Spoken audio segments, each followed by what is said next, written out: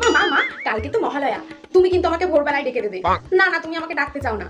আমি না উঠতে চাইলেও তুমি কিন্তু আমাকে জোর করে তুলে দেবে, মনে থাকে যেন। আমি টিভিতে মহালয়া দেখবো। আর শোনো, কালকে কিন্তু আমরা পিকনিকও করবো, ঠিক আছে? আর তুমি আন্টিকে বলে দেবে কালকে পড়াতে না আসতে, কালকে পড়বো না। এই মনা, ওঠ, ভোর হয়ে গেছে না, তো। এখন আরে উঠবো ওঠ, না। মহালয়া শুরু হয়ে গেছে, ওঠ। হ্যাঁ, মহালয়া শুরু হয়ে গেছে। চলো চলো চলো চলো।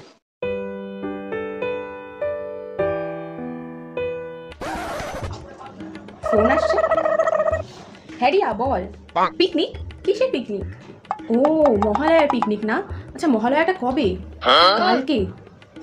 আর বলিস না, ছোটবেলার মতো কি এখন আর আছে রে যে পিকনিক করবো?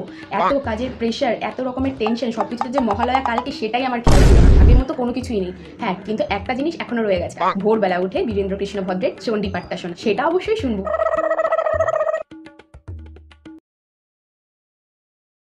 আশ্বিরের শারদ রাতে বেজে উঠেছে